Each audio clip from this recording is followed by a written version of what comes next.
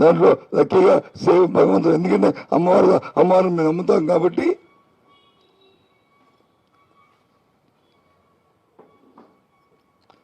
మాకేం జరగలే.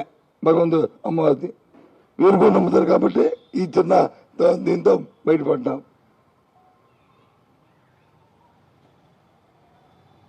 ఎందుకు మా మీద వ్యక్తిగతంగా అంత కక్ష ఎందుకు? మమ్మల్ని అంతమందించాలన్న ఆలోచన ఎందుకు వచ్చింది మీకు? లేదు, ఎందుకంత అశ్రద్ధ వచ్చింది మీకు?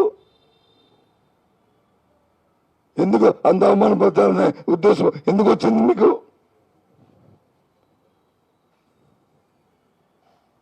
నేను అడుగుతున్నాను, రేపు గవర్నర్ గారికి లేఖ రాసి, సిఎస్కో లేఖ రాసి దీన్ని ఎవరిని అడుగుతాను. ఇదంతతో విడిచిపెట్టాం.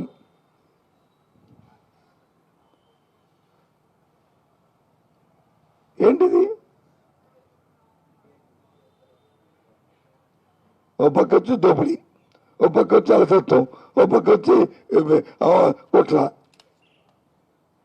ఎక్కడికి వెళ్తుంది ఇది? ప్రజాస్వామ్యంలో ఇది భావ్యమా? ఇది డెమోక్రసీలో ఇదే?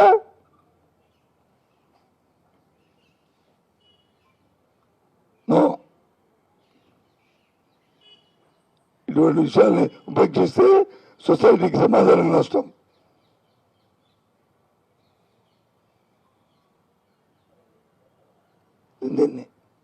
దీని వెనక ఎవరున్నారో, ఎందుకు జరిగిందో అవన్నీ కూడా బయటకు రావాలి. నేను ఆపాదిస్తాను జిల్లా అధికారులనే.